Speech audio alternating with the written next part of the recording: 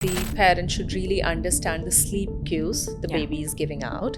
So, what are those cues and how can actually parents understand? So, early sleep cues are things like rubbing eyes, rubbing ears, pulling hair, looking a little glazed, a kind of slowing down that happens. So, let's say your baby's capacity to stay awake is 2 hours. Huh.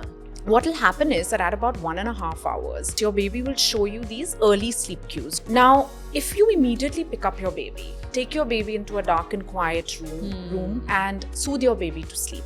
Huh. Your baby will fall asleep easily and will sleep relatively well.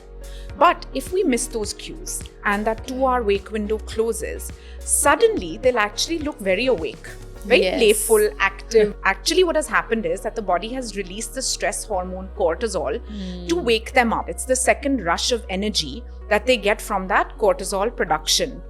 Now, by the time it's 2.5 hours, they'll start getting fussy and cranky.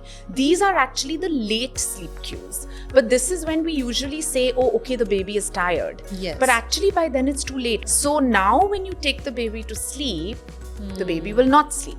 So then this cortisol production goes on through the day and it causes a lot of night wakings. We need to ensure that we're following early sleep cues. We know about the wake windows for our baby's age